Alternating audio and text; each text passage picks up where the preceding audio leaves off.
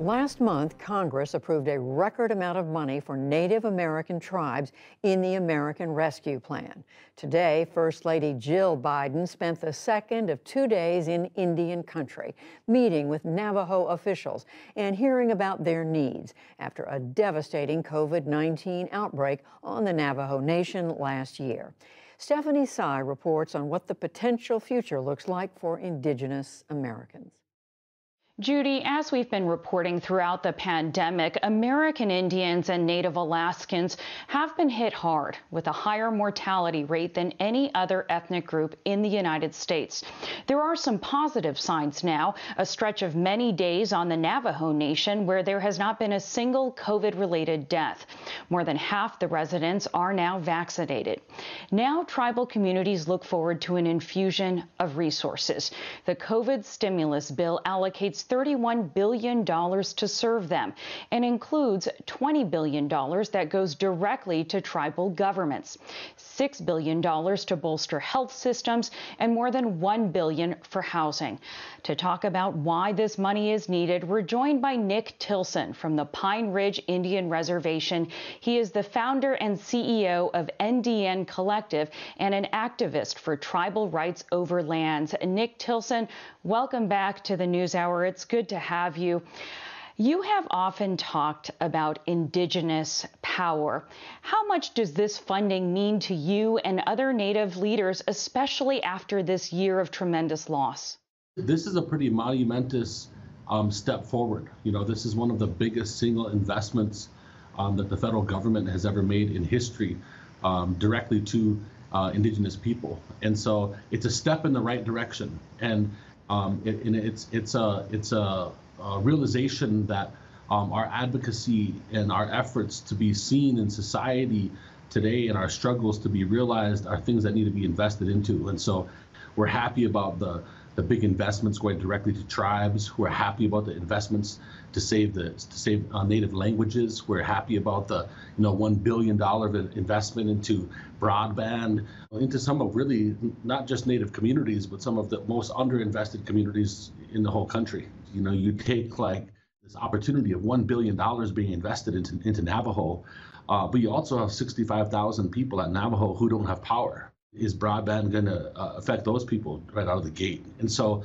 I think that there's an opportunity here to address long-term systematic things like renewable energy in rural, isolated communities that help work towards building of more resilient communities altogether.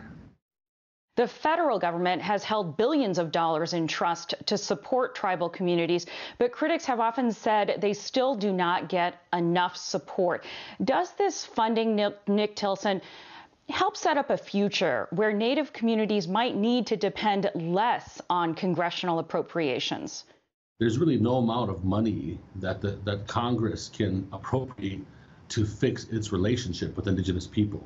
It actually has to change its relationship. Because if the federal government changed its relationship to Native people and started focusing on free and prior informed consent, what would end up happening is the entire relationship with tribal nations and sovereign nations would change, because you would no longer see things like pipelines built through our lands, or extractive industries built through our lands, or decisions made about Indigenous people without our consent. And so I hope that this investment begins to open a conversation about entering into a brand new policy era. You talked about renewable energy and sustainability on Native lands. Like other communities in America, the oil, gas, and mining industries can mean jobs. And they also have those negative cultural and, in some cases, environmental impacts. What do you hear from other Native Americans about how they think about that issue? The reality is the fossil fuel industry and the extractive industries have held Indigenous communities economic hostage for the past 100 years and have violated violated federal policy and have eroded Indigenous people's rights. And so, to be quite honest, the jobs that exist in fossil fuel industry is not the ones that we want in Indian country. And they have been few and far in between and have had very little to no economic impact on our communities. When you can envision, thousands of Indigenous people on the ground, working to steward their land and fight climate change and create a new economy that is actually one that is just and equitable, that's what excites me about the future. You now have an insider. You have Deb Haaland, who is a Native American, the first to serve as a cabinet secretary. She is Secretary of the Interior, which oversees federal lands. So what are your hopes for her now that she has a seat at the big table? I mean, when Indian country is rallying around Deb Haaland, she's definitely from Indian country, represents Indian country, and it's an opportunity to have a voice at the table. And so some of the messages that we're sending is, we need to start thinking about returning public lands, returning Indigenous lands into Indigenous hands, and that's what we talk a lot about in our land back movement. We want to see some movement on that.